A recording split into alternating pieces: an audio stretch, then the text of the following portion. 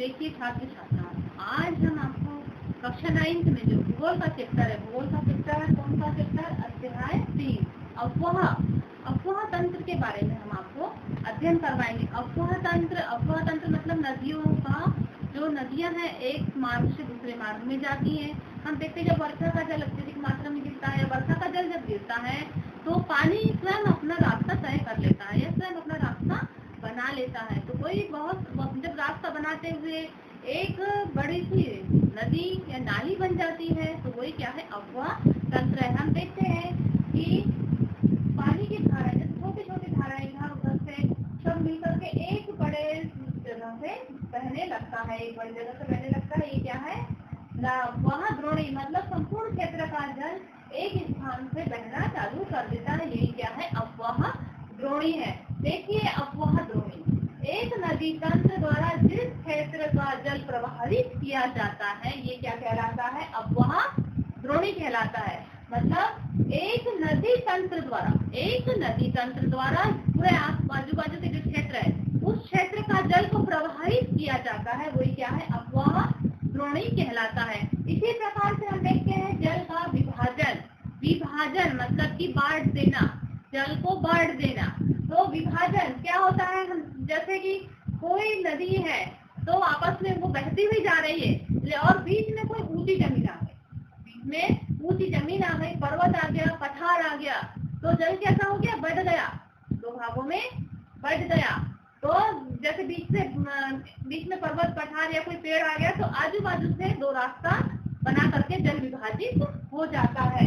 तो देखो जल विभाजन, पर्वत या उच्च भूमि दो पड़ोसी अफवाह द्रोणी को एक दूसरे से अलग अलग कर देता है। दो पड़ोसी अफवाह द्रोणी को क्या करता है, एक दूसरे से अलग अलग कर देता है। तो ये क्या कहलाता है, जल का विभाजन कहलाता है। हम देखते हैं कि भारतीय अफवाह तंत्र, तो भारतीय जो अफवाह तंत्र है वो कितने प्रकार के हैं, दो प्रकार के हैं। मतलब भारत में जो नदियों का उद्गम स्थल है तो वो दो भागों में बांटा गया है। एक तो हिमालय पर्वत से निकलने वाली नदियां और दूसरी है प्रायद्वीपी नदियां। तो हिमालय, देखिए भारतीय अफवाह तंत्र को दो भागों में बांटा गया है, हिमालय की नदियां और प्रायद्वीप की नदियां। हिमालय की नदी और प्रायद्वीप की नदी। तो हिमालय की नदियों में देखिए सिंधु नदी तंत्र, गंगा नदी तंत्र और ब्रह्मपुत्र नदी तंत्र। तो और भी छोटी छोटी नदियां निकली, लेकिन ये तीन नदियां प्रमुख नदियां हैं, सिंधु, गंगा और ब्रह्मपुत्र नदी तंत्र। और उसी प्रकार से हम देखते हैं कि प्रायद्वीप से कौन कौन सी नदियां निकलती है। तो प्रायद्वीप की नदियां नर्मदा, ताप्ती, गोदावरी, महानदी, कृष्णा और कावेरी। तो ये प्रायद्वीप से निकलने वाली प्रायद्वीपी नदियां हैं। मतलब सिंधु जो हिमालय से ऊपर वाले भाग से निकलने वाले, जो भारत के नक्शे में जो ऊपरी भाग है जम्मू कश्मीर के आजू बाजू का, और हिमालय पर्वत वहां से निकलती है हिमालय की नदियां। और नीचे उधर बीच का जो भाग है और दक्षिण का जो भाग है वहां से निकलने वाली नदियां प्रायद्वीपी नदियां हैं। इन नदियों को हम नक्शे के माध्यम से अध्ययन करते हैं। तो और इन नदियों के उद्गम स्थल के बारे में हम जानेंगे। सबसे पहले हमारी सिंधु नदी। तो ये सिंधु नदी कहाँ से निकलती है, तो सिंधु नदी तिब्बत, ये हमारा ये तिब्बत दिख रहा है यहाँ नक्शे में, तो तिब्बत के पास में मानसरोवर झील है। तो तिब्बत के पास के मानसरोवर झील से सिंधु नदी का उद्गम स्थल है। कौन सी नदी, तो सिंधु नदी तिब्बत के पास मानसरोवर झील से सिंधु नदी का उद्गम स्थल है। और इसकी लंबाई भारत में 2900 किलोमीटर है। इसकी लंबाई कितनी है, 2900। इसकी लंबाई, टोटल लंबाई कितनी है, तो 2900 किलोमीटर है। और यहाँ सिंधु नदी के पास से इसकी सहायक नदी है, बहुत सारी सहायक नदी है, जिससे जैसे कि झेलम है, चिनाब है, रावी, ब्यास और सतलज। तो सिंधु नदी की सहायक नदियां कौन कौन सी हैं, तो झेलम, चिनाब, रावी, सतलज और ब्यास। और ये 5 नदियों के कारण ही पंजाब नाम पड़ा है। जो पंजाब प्रांत है उसका नाम, जो 5 नदियां हैं सिंधु की जो सहायक नदी, सिंधु की सहायक नदी झेलम, चिनाब, रावी, सतलज और व्यास, इन नदियों के कारण ही इसका नाम क्या पड़ा है, जो पंजाब का नाम है, पंजाब पड़ा है 5 नदियों के कारण। तो हमने देखा सिंधु नदी कहाँ से निकलती है, तिब्बत के मानसरोवर झील से निकलती है। फिर आता है गंगा नदी। तो गंगा नदी का उद्गम स्थल ये उत्तराखंड जो राज्य है, उत्तराखंड राज्य में गंगोत्री हिमानी से निकलती है। किस हिमानी से? गंगोत्री नामक हिमानी से निकलती है। और ये गंगा नदी की लंबाई कितनी है? तो गंगा नदी की लंबाई है 2500 किलोमीटर। 2500 किलोमीटर गंगा नदी की लंबाई। और इसकी जो सहायक नदियां हैं, इसकी सहायक नदी है यमुना, घाघरा और गंडक। जो गंगा नदी की सहायक नदी कौन कौन सी है? तो गंगा सहायक नदियां हैं यमुना, घाघरा और गंडक। उसी प्रकार से हम देखते हैं ब्रह्मपुत्र नदी। तो ब्रह्मपुत्र नदी कैलाश, ये जो कैलाश पर्वत है, तो कैलाश पर्वत के मानसरोवर झील से निकलती है। कैलाश पर्वत के मानसरोवर के पास से इसका उद्गम स्थल है। और इसकी सहायक नदियां हैं दिबांग, लोहित और धनसरी और कालाग। तो दिबांग, लोहित, धनसरी और कालाद ब्रह्मपुत्र नदी की सहायक नदियां हैं। और जो ब्रह्मपुत्र नदी है ये बांग्लादेश में चली जाती है। तो बांग्लादेश में इसको मेघना के नाम से जाना जाता है, मेघना और पद्मा के नाम से जाना जाता है। तो ब्रह्मपुत्र नदी को बांग्लादेश में किस नाम से जाना जाता है? मेघना और पद्मा के नाम से जाना जाता है। और ब्रह्मपुत्र नदी की लंबाई कितनी है? तो 1400 किलोमीटर है। तो ये हमारी कौन सी नदियां हो गई? ये अपनी हिमालय, जो हिमालय पर्वत है वहां की नदियां हुई। अब हम देखते हैं कि प्रायद्वीप की नदियां। प्रायद्वीप की नदी मतलब आप नक्शे में नीचे आ जाइए।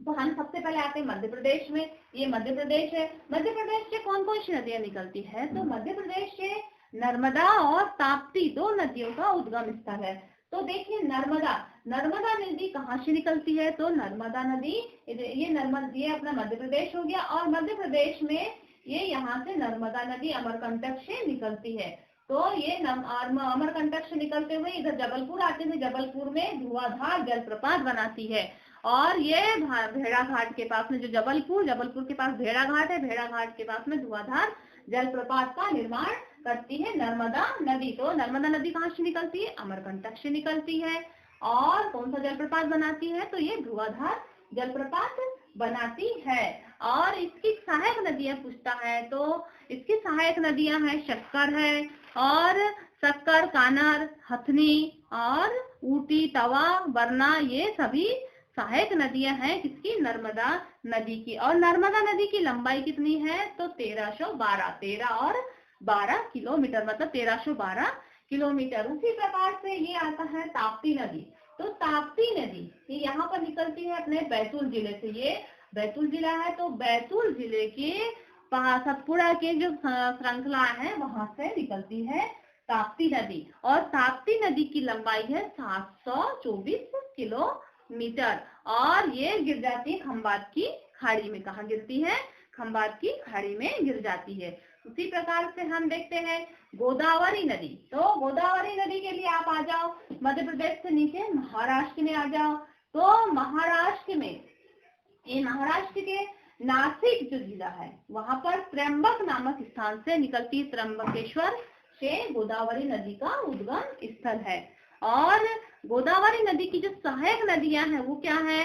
तो पूर्णा, वर्धा और प्राणहिता और मांजरा, पेनगंगा, बेनगंगा, ये गोदावरी नदी की सहायक नदियां हैं। और गोदावरी नदी बंगाल की खाड़ी में गिरती है। कहाँ गिरती है? यहाँ से निकल करके ये बंगाल की खाड़ी में गिर जाती है। और गोदावरी नदी की लंबाई कितनी है? तो गोदावरी नदी की लंबाई 1500 किलोमीटर है।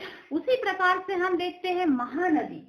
तो महानदी कहाँ से निकलती है? तो देखिए मध्य प्रदेश के पास लगे छत्तीसगढ़ में। तो महानदी छत्तीसगढ़ के सिहावा नामक स्थान से निकलती है। छत्तीसगढ़ के सिहावा नामक स्थान से निकलती है। और इसकी लंबाई कितनी है? तो इसकी लंबाई 858 किलोमीटर है। महानदी की लंबाई 858 किलोमीटर है।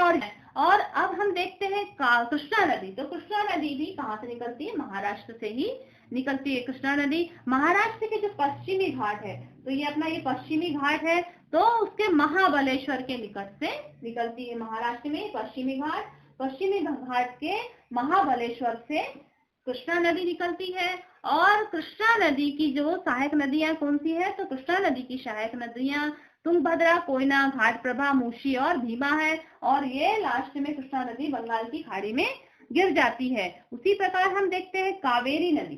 कावेरी नदी ये कर्नाटक के कुर्क नामक स्थान से निकलती है। महाराष्ट्र से नीचे आ जाओ कर्नाटक, तो कर्नाटक के कुर्क नामक स्थान से निकलती है। और इसकी लंबाई कितनी है? तो इसकी लंबाई है 760 किलोमीटर। कावेरी नदी की लंबाई कितनी है? 760 किलोमीटर है। और इसकी सहायक नदियां हैं अमरावती, भवानी, हेमावती। ये इसकी कावेरी नदी की सहायक नदियां हैं। और एक चीज हम मुख्य देखें, कावेरी नदी पर भारत का द्वितीय सबसे दूसरा जो जलप्रपात है शिव समुद्रम जलप्रपात, दूसरा जो भारत का शिव समुद्रम जलप्रपात बना है। तो किस नदी पर बना है? कावेरी नदी पर बना है। तो इस प्रकार से आपने आज नदियों के उद्गम स्थलों के बारे में जाना है। और आपने ये भी जाना कि अपने यहाँ भारतीय अफवाह तंत्र में कौन कौन से तंत्र रखा गया है। तो 2 तंत्र है, एक तो हिमालय अफवाह तंत्र और दूसरा है प्रायद्वीपीय अफवाह तंत्र। हिमालय अफवाह तंत्र में 3 नदियां हैं, सिंधु, गंगा और ब्रह्मपुत्र। और प्रायद्वीपीय अफवाह तंत्र में नर्मदा, ताप्ती, गोदावरी, महानदी, कृष्णा और कावेरी नदियां हैं। तो और इन नदियों की सहायक नदियों के बारे में जाना, इसकी लंबाइयों के बारे में जाना। और हम आने वाले वीडियो में और भी इसके जो आगे का जो भाग बचा हुआ है शेष उसके बारे में बताएंगे। और इस अध्याय के जितने क्वेश्चन आंसर हैं उनके बारे में आपको अध्ययन करवाएंगे। तो इसलिए आप लगातार इन वीडियो को प्राप्त करने के लिए आप इस चैनल को सब्सक्राइब करें, लाइक करें, शेयर करें, बेल आइकन दबाएं, ताकि जो भी वीडियो डालते हैं उसकी नोटिफिकेशन आप तक तुरंत पहुंच जाए। धन्यवाद।